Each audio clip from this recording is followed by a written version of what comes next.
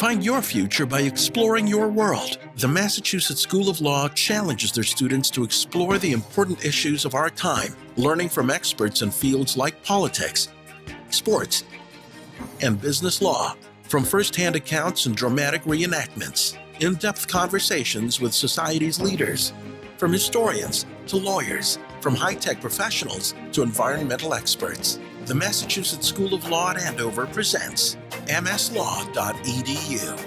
Hello and welcome to MSLAW.edu. This show is produced by the Massachusetts School of Law at Andover. Domestic violence can be defined as a pattern of abusive behavior in a relationship that is used by one partner to gain or maintain power and control over another partner. This includes behaviors that intimidate, manipulate, humiliate, isolate, frighten, terrorize, coerce, threaten, blame, hurt, injure, or wound someone. Our guests, retired Amesbury Police Detective Bob Weil and domestic violence survivors Deborah Fallon-Rombos and Courtney White, are all too familiar with the subject of domestic violence. Courtney White was just a teenager when she met her boyfriend. He was charming, a big football star, a dream come true, or so she thought. I was 15. We met at the football field where they used to practice. He was in a group home for boys. So as he was leaving, he jumped out of the car, ran to me and got my phone number and gave me his. So I thought that was cute. After that, it was a lot of just phone conversations. Definitely a big football star. And things were great at first. We were always together. You were in high school at the time? Yes. Okay. Being together all the time, I thought was great. And what happened from there? He started partying. You're still in high school, he's partying? Yep, he's partying, he's going out, doing his thing. I noticed the first time of control when I decided to go out. He came down and the people I was with, he decided to fight and got very aggressive to that person I was with because he was a male. I wasn't to be around any men. That was where it first started. And you were still a teenager living apart, he's still in the group home? Yep, and I thought that that was just his way of expressing his love to me, was I wasn't to be with any other males. At home, my life wasn't tough, meaning financially we were stable, but I was never really given any talks about relationships and what was normal and not normal.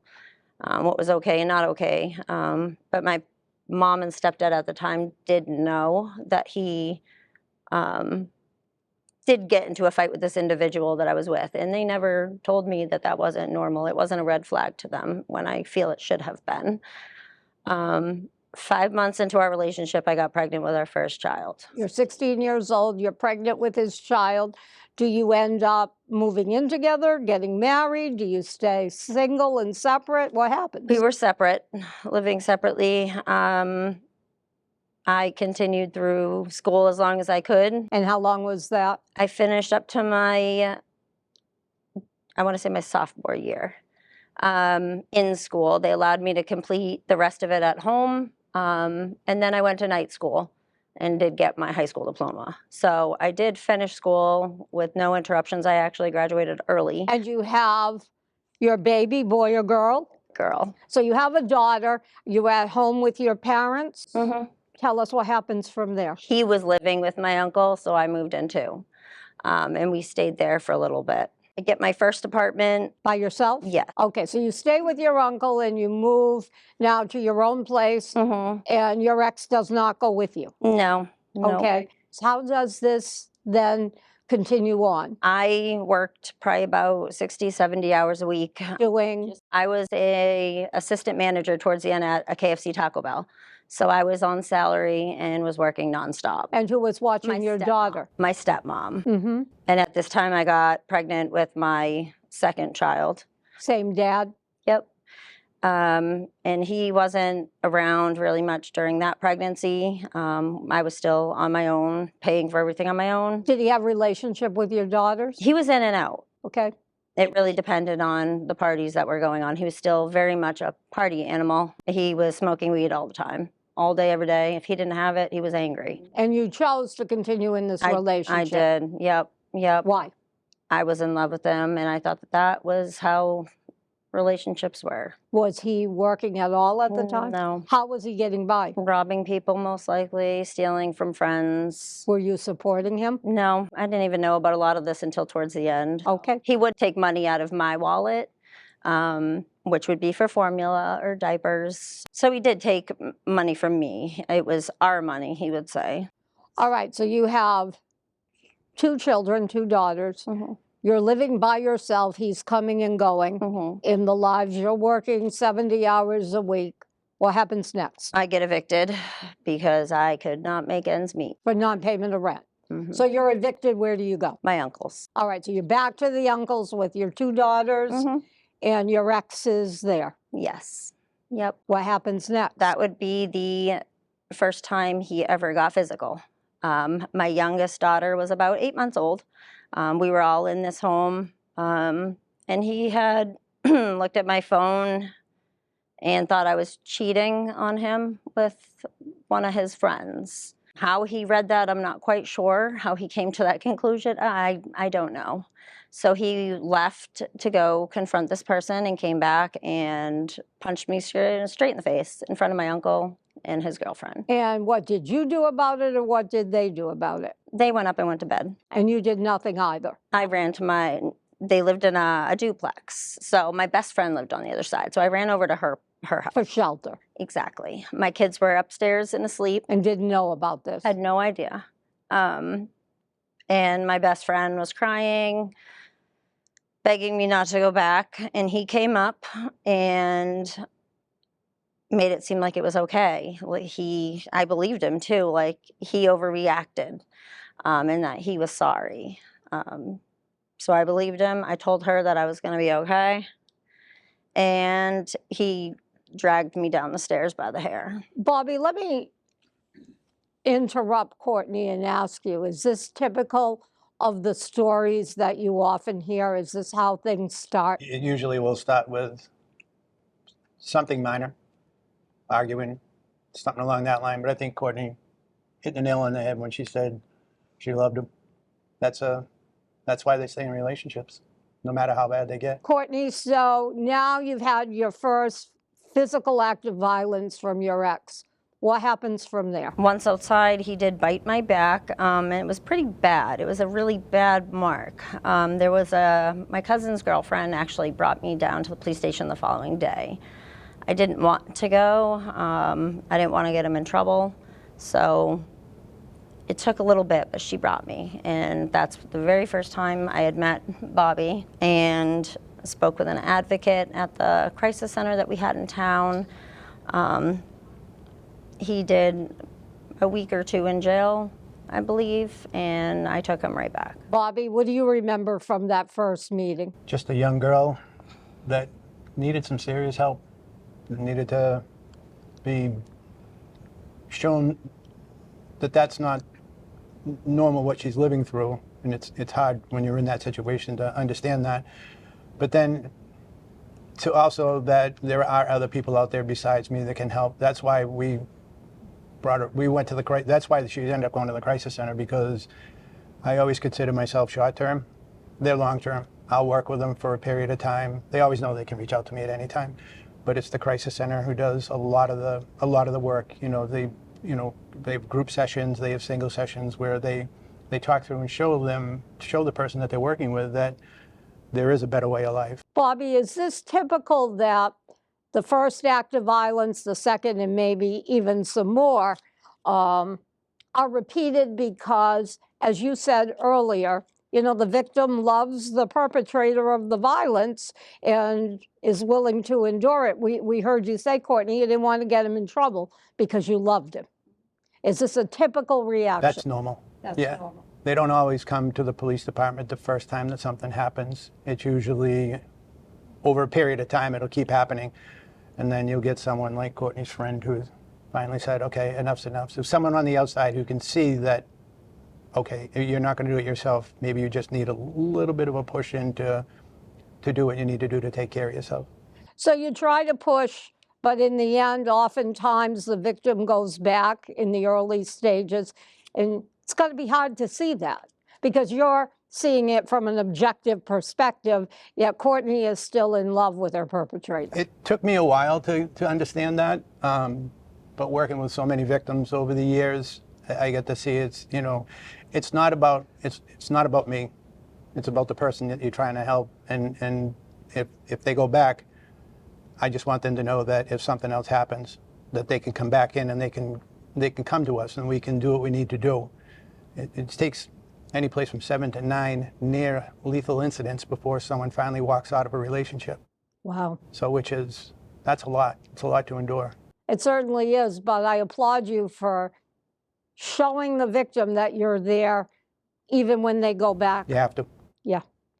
I can see that now. This is a world that's very far removed from the world I grew up in, and the severity of what happens is very startling to me. Courtney, continue your story. So you're back home, and you've had 2 incidences of abuse. Take it from there. I was pretty hurt that my uncle and his girlfriend really didn't do anything to help me in that situation. I could never imagine seeing anyone in my family go through that. Out of nowhere, walking in the house and just being punched. It was rough. So I did get another apartment while he was in prison. It was close to the police station, so to me it made me feel safe, even though I knew I probably wouldn't go again. Actually, I never thought I would go back. It did make me feel safe, and I felt like I could vocalize that threat to him, which I never did. But while he was in prison, I felt like I had that power. So you're thinking the police are right Yes, next door. yes. Okay, nothing can happen to me. Exactly. Okay, but something does happen. So he gets out and comes home. Home to you or home to your uncle's place? No, to me. To you. Went right back to the partying. I attempted to lock him out one time, and he punched through my daughter's window right by her bed. When does the physical abuse start again? Almost instantly, it became bad. There's a lot of things that I never reported that I wish I did. Maybe he would be locked up for life. Who knows? But he had strangled me to a point of unconsciousness a couple times. And this went unreported? Yes. Did you think about getting a restraining order? No, I figured it would just make him more mad, and he had told me from the beginning when I mentioned it early in the relationship, he said it's just a piece of paper. Is it one in retrospect you wish you'd taken, or are you? I don't believe it would have stopped him. It would not have stopped him. I had locked him out, and he had punched through a window that his daughter's bed is right next to. I don't think anything. If he wanted to get to me, he was going to. So in my eyes, it would have just been a waste of the court's time because he wouldn't have listened. So you've been knocked unconscious, you've been attempted to be strangled, which in my mind is attempted murder. I don't know if you agree with me or not. But sitting here now, that's my first reaction, and maybe it's an overreaction. I really don't think so. Tell me, how do you get involved with Bobby and what happens next? Things get better for some reason for a little bit after that. I don't know what it was. Now that I think about it, he did start using cocaine, so I don't know if it kind of changed his personality, but things were okay. And how is he paying for the cocaine if he's not working? I don't know. You I still don't know to this the day answer? have no Yeah. idea. I stopped carrying cash, so he couldn't take it from me. Maybe he's dealing. There could be lots of explanations. Absolutely. Bobby, That's do you have a possibility. sense of what was going on that you can share or not share? He was definitely dealing. One of the partners in our unit, who mainly did all the drug work, was Aware. looking at him. Yes. Okay, so he's using cocaine, but things seem better. You're not enduring physical abuse? No, At I this ended up point- pregnant with our third child. Okay. So now you have 3 children. Are you still working lots of hours? Yep, through both pregnancies, they pretty much had to force me out. My water actually broke on my third child at work. At that point, I was about 80 hours a week I was working. He played lots of video games when he was at home, but I still didn't really trust that the kids were okay. He never put his hands on the kids. That's the Were one they thing. aware of any of the past acts of violence? They were witness to a couple. The very last incident, maybe. But I did my best. I knew the look on his face when he really wanted to. There's always a look. I always stress it. When you're in those situations, you know the look. It is scary. The look where they're going to perpetrate more violence? Oh, absolutely. I knew when they were coming, so I would set my kids up and go in my room, close the door, and have him do whatever he needed to do to get it out of his system. Do you still love him at this point? No, no. Why aren't you taking measures to end this relationship and this abuse? I'm asking this because I'm hoping it's going to help someone in the Yeah. audience. You think he's going to change? That was the biggest thing through the whole thing is I don't even know when the love stopped, but it was definitely a lot sooner than I would have expected, as I should have left in my mind. It was that he had nobody, he had no supports. I wanted to help him. I wanted to help him be a better person. And I saw potential at the times when he was good that he could change. And he just wouldn't leave me alone. So leaving wouldn't have done anything. So you have 3 children, you're working lots of hours, things are a little bit better. When do they go downhill again? After the birth of my son. So when your son is born, things turn negative. Yeah. When we got home from the hospital, he just wanted to just flaunt my son around downtown. And I call him my son because my son does not know him. He wouldn't even be able to pick him out in a crowd or even a lineup. He was a year old when we left for good. He just brought him around town everywhere, trying to get the attention of other females, using my son as his little decoy, his prop. A lot of it's a blur. He ended up back in jail for, and had to go to a batterers program. Is Bobby involved at this point? Absolutely. He was my go-to. Bobby, from your perspective, what's happening at this stage in Courtney's life? Still wasn't going uphill. It was still on a downward spiral. I think you asked earlier, and correct me if I'm wrong, was sometimes when that love leaves, then the fear factor sets in. And where Courtney said that he came in through the window, someone comes in through your window, he's rolling the dice on whether the police are going to get called. But he knows that that with some of the stuff that he has done with her, that she's never wanted to go to see the police, that she's not going to call. So she's there at his beck and call, and for him to use that power and control and everything else that you see in these types of relationships. At the time when he was in batterer's intervention, that was, I believe, that was the last day. That's when you left him because of what he did to you. He was locked.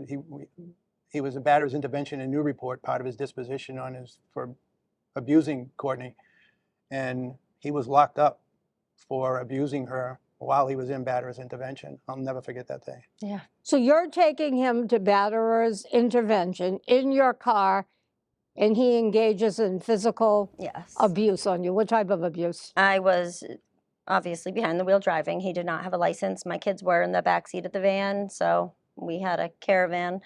And I had recently found out I was pregnant with a 4th child. And is that what provoked his violence? He stated it was, but I'm not really sure. And so what did he do? What did he say? Punched me in the stomach several times, over While and you're over pregnant. and over again. Yep. I did not have that child. That was a choice that I made that would not be good for anyone in any situation. He took my cell phone, so I couldn't call my mom. And at that point, he had really put us in danger. Was this the last straw? It was, but it was not. So that was the time that I did leave for good, meaning I moved out of state at that point. I went directly to the police station after it happened because I didn't have a phone. I just wanted to call my mom. I knew I went in, I was breaking down because I just wanted to call my mom. So he did his time, and we would visit Well, not just me. Actually, I did bring the kids when he was at the farm. I don't know what it actually is called, but it's more. That's actually what they call it. Oh, okay. It's more contact. It's not behind the glass. And he bit my face. It made it seem like he was giving me a kiss, and Bobby doesn't know most of the stuff I'm saying, I'm sure, but he went to make it seem like he was giving me a kiss on the cheek, and he bit my face. I'm going to interrupt for a moment. Bob, help me out with this. He's in a batterers program. On his way there, he assaults his pregnant. Were you married? No, you were never married. No. Okay. He assaults Courtney, and he ends up in jail. Tell me how he gets to jail. Did the police department get involved because they become aware that she's been assaulted once again? Well, Courtney came in, and I was actually working the night that this all had taken place. And so we took the report.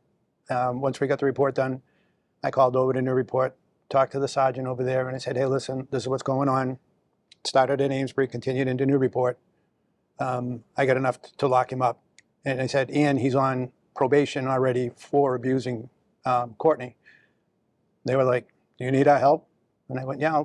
They sent up, actually, I think the sergeant himself went up and sat there, and I took our meanest guy, and I told him what had taken place, and I said, he's in batterers intervention.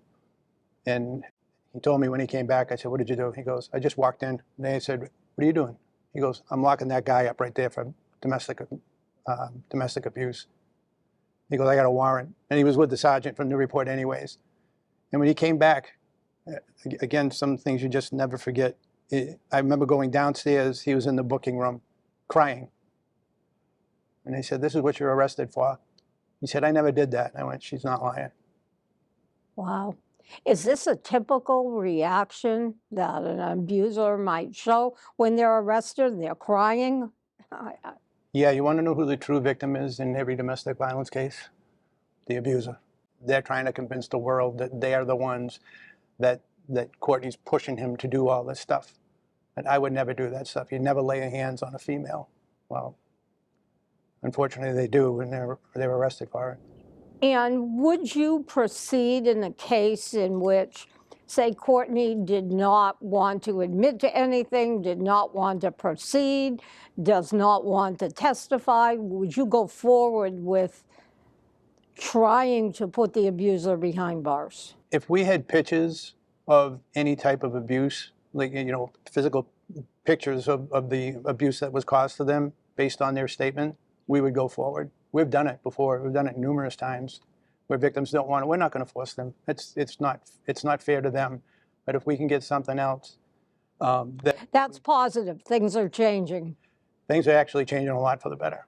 Yeah, and everyone's. And I think we talked about it before, but everyone's taught. Well, especially I know when I'm teaching, that you investigate every domestic violence case like a murder case. And because no victims in a murder case are going to testify at trial. So what can you do? How can you build a case knowing that the victim may not come forward? How do you secure enough evidence so that you can convince the prosecutor to prosecute the case and do so successfully with enough evidence without the victim's cooperation? Correct. When did that all change? It's been, well, 23 years. Yeah, a lot of it changed for us in 2002. What changed things? I lost a victim in a domestic violence case. Can you briefly tell us how that influenced the change? It brought everybody closer together. When I say everybody, police, advocates, judge, prosecution, parole, probation. We all started working together collectively as a team because no one person does any of this stuff alone. And the more you work as a team, the better off it is for the people that you're trying to help. And we've had people that have come to our meetings and have said, if it wasn't for this, what happened here, I'd probably be dead. Wow. It's got to be hard for everybody because you do have to worry about the rights of the defendant, and the judge is hearing the story, and I would imagine, would like to err on the side of caution for the victim. Yes. It used to be a revolving door. I'll never forget when it used to be like that. If you promise not to misbehave, okay, we won't send you to jail. I remember those days. Yeah. And when the judges changed, when the judges started changing and we started changing the way that we investigate things, and we make mistakes. I made a lot of mistakes. You make them right up until the bitter end, but what you do positively outweighs those mistakes. And it's the same with judges. And when something bad happens, that judges say it's not going to happen again. Courtney, we're back to you. All right, you don't have the last child. You know you've got to make changes. Tell us the end of your story. So with the assistance of Bobby and the crisis center, I was relocated to New Hampshire. Secretively? Yes. Yep. He was in prison for quite some time. I don't know how long he did the last time. I never once went to the court. The police dealt with everything for me on that end. So any time he served was really without me being there. So he could have gotten much longer if I had gone. And you chose not to go. I was too afraid. Yeah. I was at the courthouse one time. I could not walk through those doors. And the advocates said it's okay. So they were great. So your reason for not testifying is fear? Yes, I did not want to Fear. see that look. Because you felt there'd be a price to pay Yes. later? Yes. Did you worry about your children's safety? I did, but I also knew in the back of my mind that he would have never put his hands on them. But he would crash through a window where your daughter was sleeping. Yeah, yeah. No, my biggest fear was them not having me. I can understand So- that. Yeah. That was definitely the biggest fear, and that's what got me. It was really the realization. Bobby had said it, crisis center advocates had said it. There may not be, the next attempt could be a successful attempt. And that really is what made me realize that they were right. And it was, at this point, mentally, I was in a bad place. My self-identity was gone. I didn't know who I was. I'm still working on it, too. I know I'm a mom. That's pretty much it. I was young. Well, you're a pretty brave mom. That's all I Thank can you. say. So we did move to New Hampshire. They did assist me with 6 months rent. You know, I started with welfare, food stamps, everything I could need to have my own place and kind of start new. But again, once he was out of prison, I would still do visits. We would still stop by and say hi where he was. I'm going to interrupt. What do you mean by do visits? Well, we would go to where he was. Sometimes he'd be at the park. How did he even reach out to you if you're in a secret I location? never changed my cell phone number. Do you wish you had? I do. I do, absolutely. Did they recommend you change your number? I'm sure they did, Yeah. and I didn't. But you don't love him anymore? No. Okay. One time he did get in my vehicle and refused to get out, and this was the last time. Bobby wasn't involved mainly in this one. We were in the car for 4 hours after my work shift, just stopped by so that he could see the kids. That was mainly what it was. He refused to get out of my car, and he did get physical. I went into a Cumberland Farms to get my son milk. Somehow I was able to maneuver that and sneak my phone in my bra.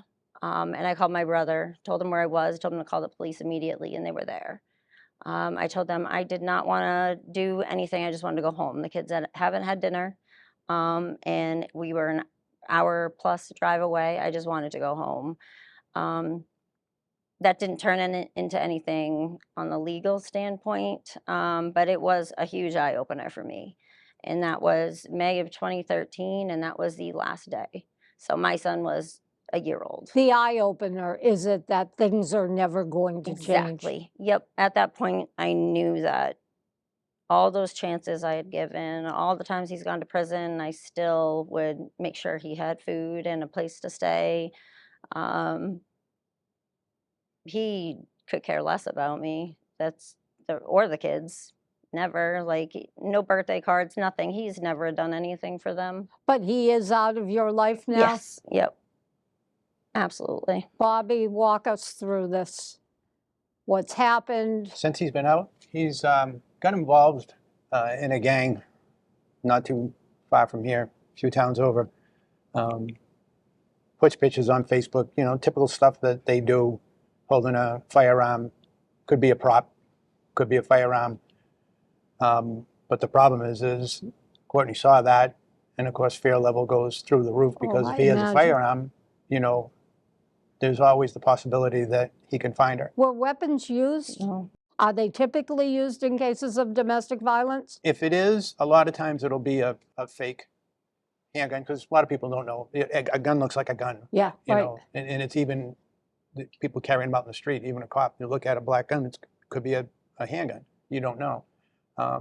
A lot of times, the only weapons that they use are their fist, and their words, because you got to be careful too, because if you go overboard, you can get in trouble. Sometimes when they just see red, that's usually when we're going to get the call, because they just fixate on causing some damage. Bruises go away, knife marks don't. I was under the understanding, which may be incorrect, that somebody that has restraining orders, that has a history of violence, cannot acquire legally a gun. Would that at least be accurate? That's correct, yes. So if they get them, it's illegal or they're fake or? Yeah. Okay. Yeah, they wouldn't be able to go through the process. The application would be denied. All right, so I interrupted you. Take us to the conclusion. He is involved with a gang, perhaps, not contacting you. He did get arrested, I think it was a robbery, where he was living at the time, and that's when he went away. And then within the last year, we've checked up on him. I believe he's probably maybe in the Boston area. Are you still in fear? Yeah, he did do time too for an attempted murder in Haverhill. Oh, that was is that part of the robbery? I don't know, but they actually caught him that night, and the gun fell out of his pocket. So he did about 3-4 years, and that was like the longest period of time that I could breathe. How he got out so soon, I don't know. I probably know, but I don't really know. It's just a thought. It was gang related. He had always claimed to be part of a gang. When I met him, I didn't really know too much about gangs at all. I've learned a lot. Do your kids want to see Dad? My oldest, no. She went through a period where, she didn't understand. So my middle child, feels like she is his twin. She feels like she's just like him. She remembers one good memory with him, that he let her stay up till midnight, eat chicken wings, and watch him play video games. And they had called me at work and thought it was funny, and I said she needs to go to bed. Like, I was the disciplinarian. I was mom and dad all along the entire time. Mm-hmm. So she remembers that one memory. With fondness? Yeah. So there are a lot of times that still to this day, I'm the villain and he's the saint, and that's okay if that's how she wants to perceive it at this time. But I know for a fact if she ever came face to face with him, she'd be petrified. Are they aware of the history? It's only what they may remember. I have never spoken negative of him. I will not. I'm not the one to, talk negative of the other parent. He did try to take me to court when he had another girlfriend, because he has other children now too. And she paid for him. He never showed up. He wanted visitation. So it went in my favor where if he had to take a parenting class, so didn't I. He had to see him in a secured visitation center of my choosing. He didn't follow through with any of it. So that's kind of what I stick by with the kids or mainly just one of my children, is I'm not keeping you from him. He needs to do the work in order to see you guys, and he has not done so. And that's really where I keep it. I don't want to talk negative about him. My oldest remembers a little bit more. She knows. My youngest doesn't really know much at all, but I'm sure he will one day. and it's my middle that struggles. She with mental illness, and a lot of that is she feels like she is him. She is his twin, and she is not. And he has said in the past that, you know, good luck with her. She's going to be just like me. And she's not. She has a huge heart. She's very caring.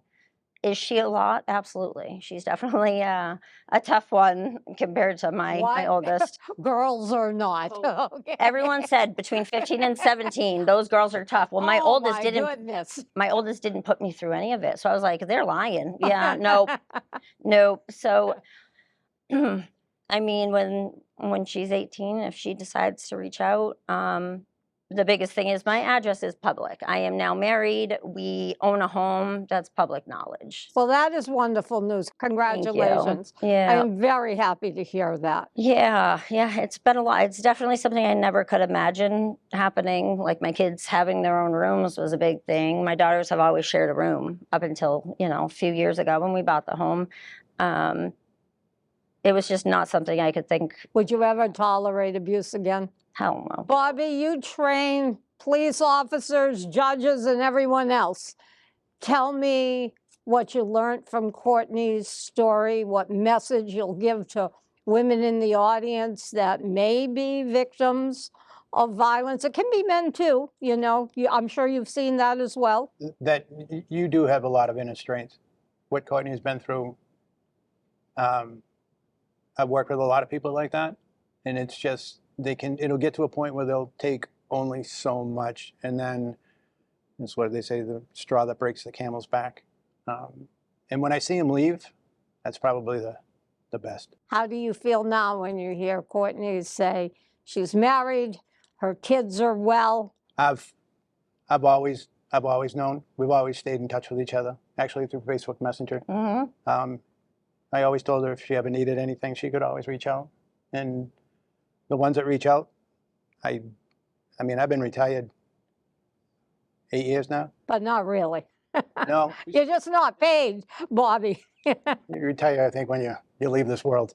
But no, the one thing that I've always done is I've always been like very truthful with victims. And even now that I'm gone, if someone calls me, if I can't do something for them, I'm going to reach out to someone that can. I wrote a note, the note that I wrote to you. It just talked about how far she's came and how strong she's gotten. Put her on a sticky note, and she still carries it. I do. So Bobby was instrumental in you being here today. Absolutely. If it wasn't for him, I would not be here today. And there were a lot of other people that were in it, but again, he was very upfront, honest, and real. And you knew you could turn to him. Yes, he was the only person at that point I could trust. No one ever questioned the bruises, nothing. My family didn't get involved, but Bobby did. And when he retired, my world fell apart because I was like, I'm never going to be able to talk to him again. Obviously, I did. I do reach out to him, of course, but I did see, or he told me that he was retiring.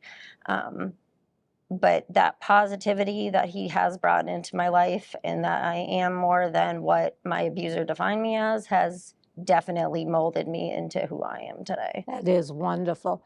Bobby, lots of people that you've helped in a similar way, lots of domestic violence cases. You've had a career dedicated towards it. Yeah, it's very fulfilling. I'm sure Really it is. And on behalf of all of us in the general public, thank you for the work you've done. And I'm so happy and can't wait to tell my women's issues classes that things have changed positively. They'll hear your story just like the general audience will hear your story. And I hope we can inspire women that are in a tough situation to seek out help from their police departments and other domestic violence advocacy groups. So what final message would each of you have for the audience? My biggest thing would be to find your person. And when I say that, it's typically not going to be a family member, relative, spouse. It's going to be someone in your community that understands and believes you. That's the biggest thing. Is I never thought anyone would believe what I'm saying. I felt like I was at this point going crazy and it was all in my head. And again, he was victimizing himself. So the biggest thing would be find your person, know you can trust them, and tell them everything. Bobby? It's for me. It's actually, Courtney did a short video that I show in the police academy, and I remember her telling me, if it helps just one person understand, then it's worth it. That's what we do. Well, thank you both for being with us today.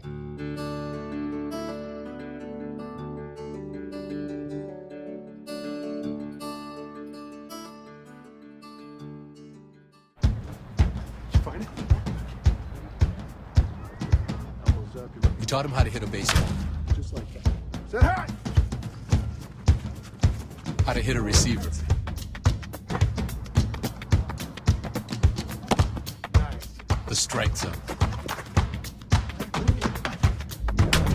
the net. You taught him how to hit the upper corner.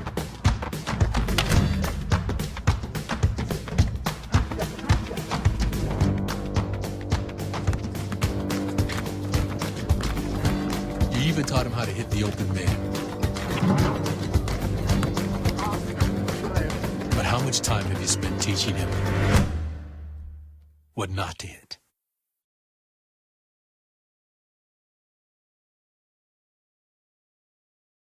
Earning your law degree shouldn't burden you with overwhelming debt. At Massachusetts School of Law at Andover, we believe it should be affordable, achievable, and yes, even an enjoyable first step to your successful career.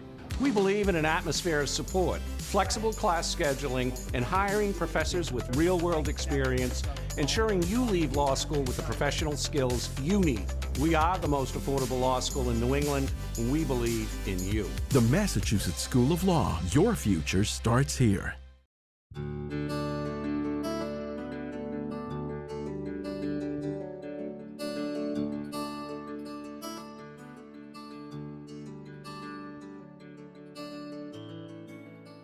Welcome back.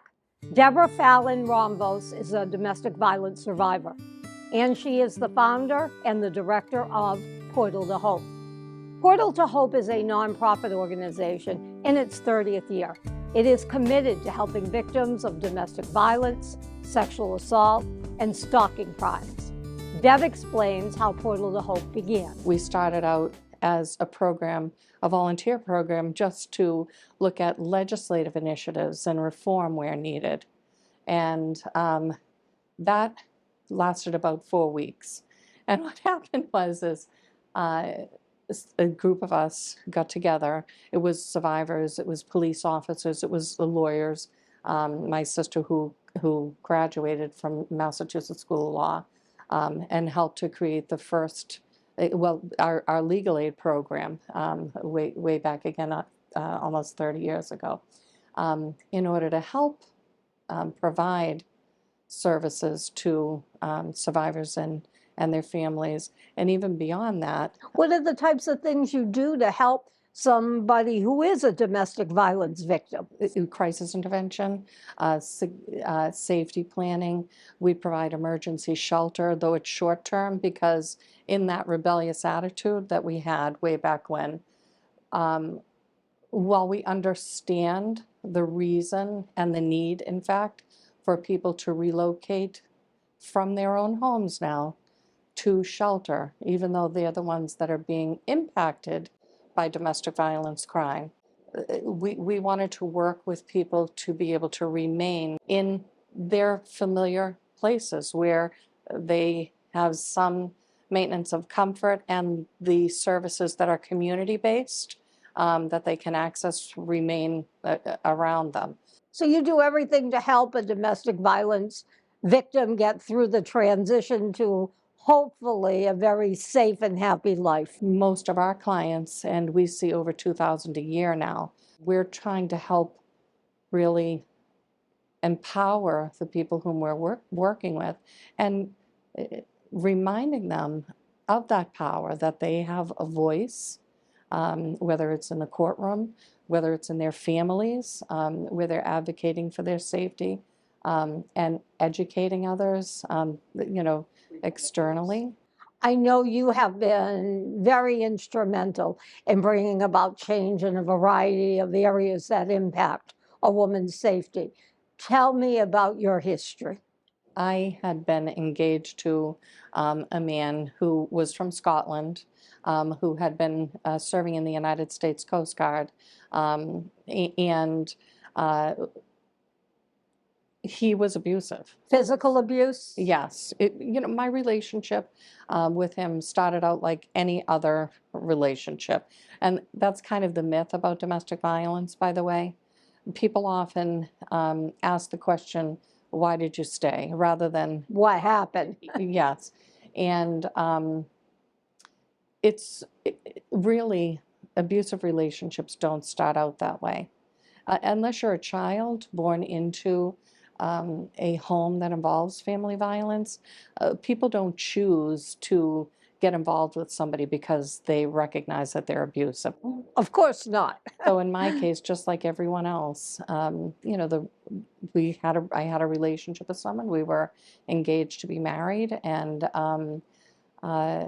4 days shy of when he was supposed to have obtained his U.S. citizenship, he was arrested for domestic violence crimes, including domestic assault and battery with a dangerous weapon, which was a knife, domestic assault and battery, domestic threats to assault, and violations of the restraining order, the 209A abuse prevention order. That you had taken out. Yes. First, the threats, the verbal abuse, the put downs. It's when someone who's abusive tries to undermine their target, in this case it was me, undermine a sense of self-esteem, undermine their dignity, undermine their value as a person. And when you're in that situation, it's a conditioning that takes place. In that this is a person that I loved and who said he loved me. But out of the other side of the mouth initially were these constant controlling mechanisms and threatening behavior even, which you learn a different way of operating.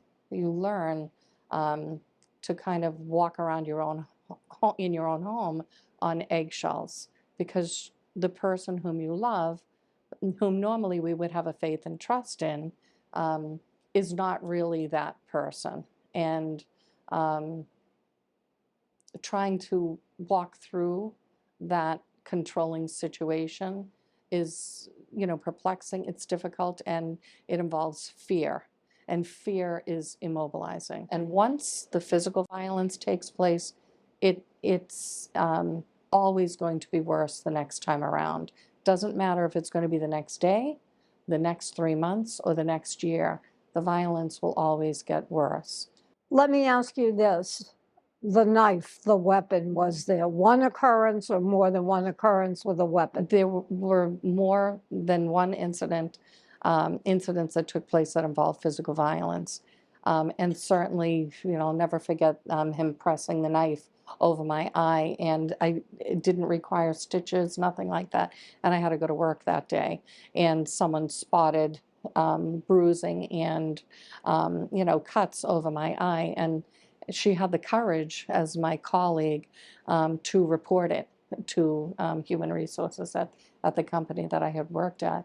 And that was a form of intervention that I was able to access but still turned away from, because my abuser would show up at work and would sit there and wait for me and apologize and say he was going to go to counseling and get the help that he needed. And so you thought things would change? Yes. I can't honestly say, in all the years of doing this work, which at this point, as of this morning, has been 27,304 people over the years. In not one case have I ever seen it get better.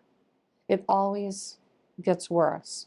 So, and that's part of that conditioning and that control, because really abuse is any kind of behavior that one person uses to control another person, and they operate by causing that person to be intimidated and afraid.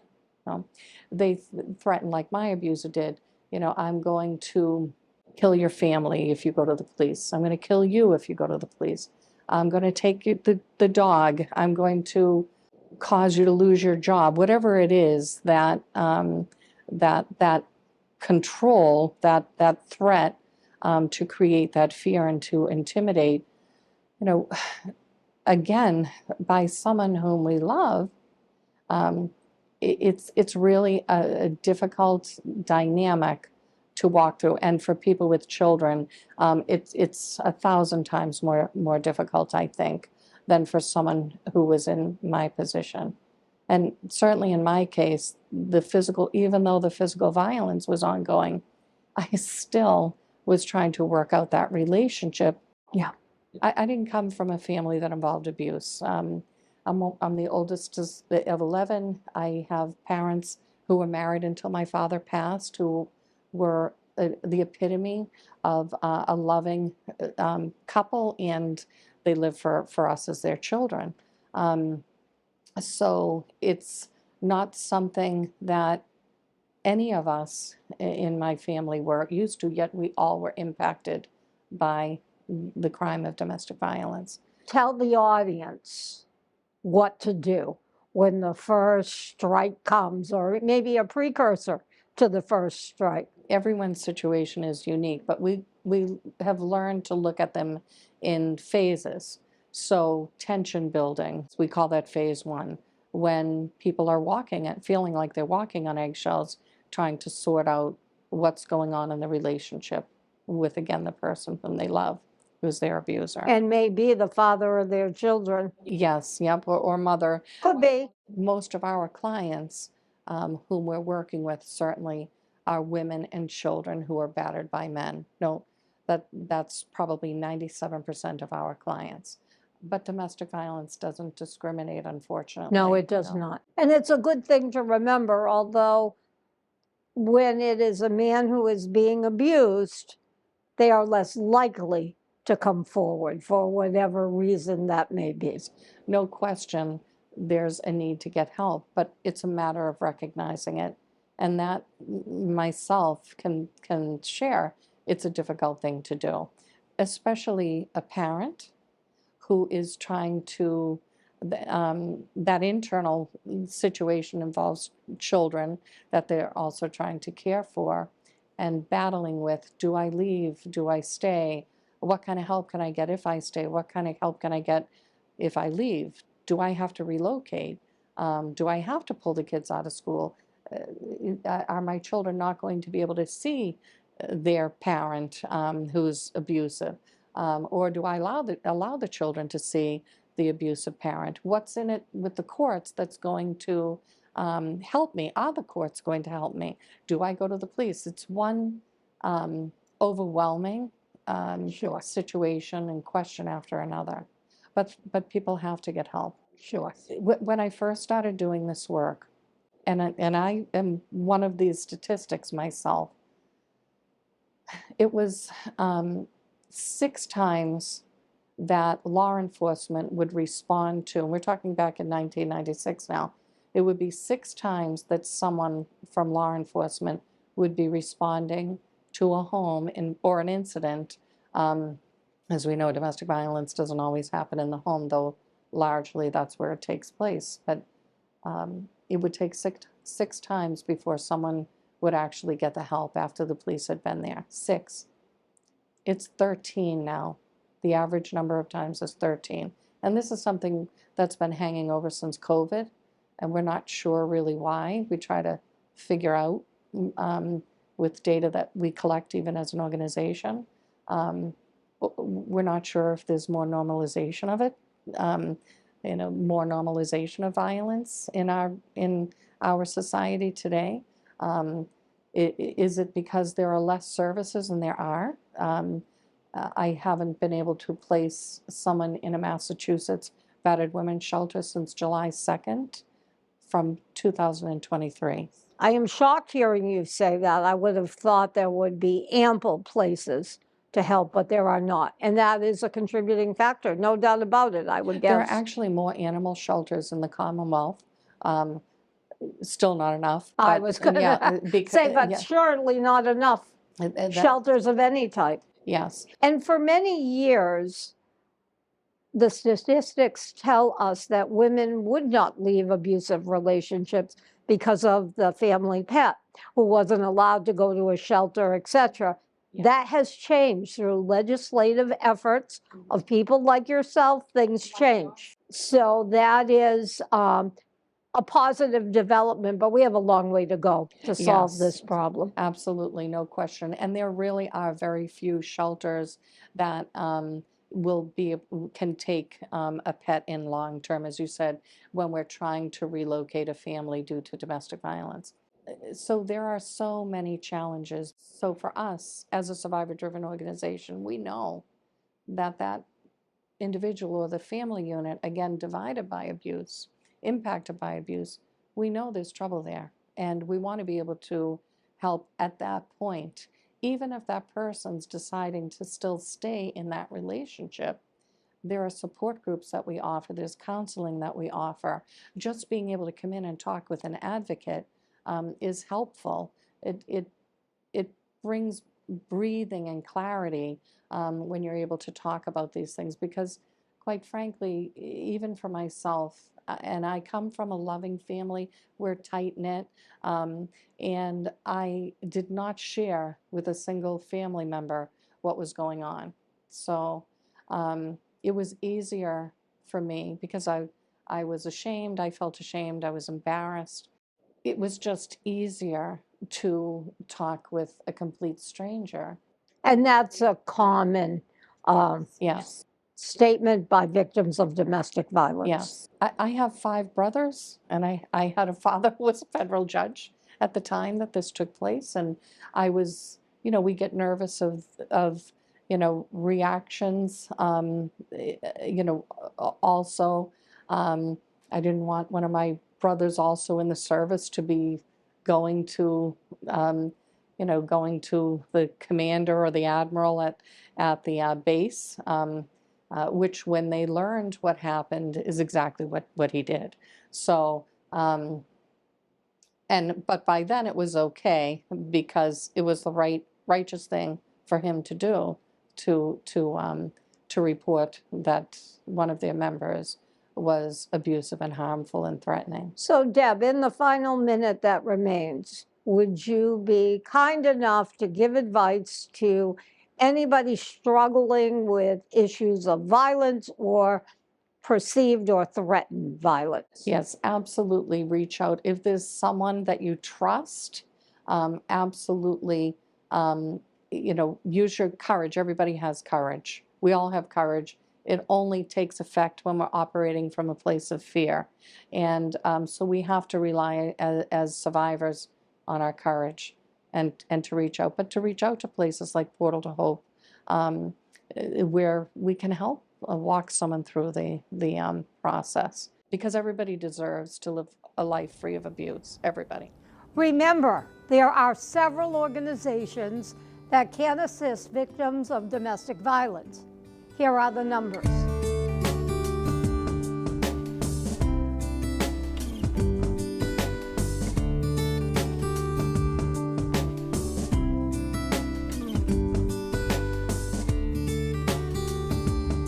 We'd like to thank our guests for sharing their stories with us today, and thank you for joining us.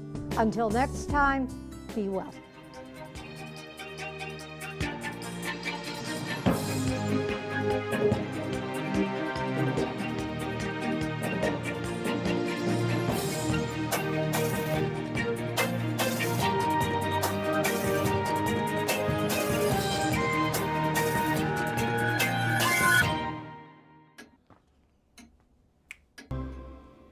Listen, you're my friend. I noticed you haven't really been yourself recently. Yeah, I feel like something's up. How are you? Are you okay? Is there anything you want to talk about? I just want to know how you're feeling. And listen, even if you don't know what to say, I'm here to talk. No matter what you're going through, I just want you to know I'm here. I've got your back. When you want to talk, I'm here.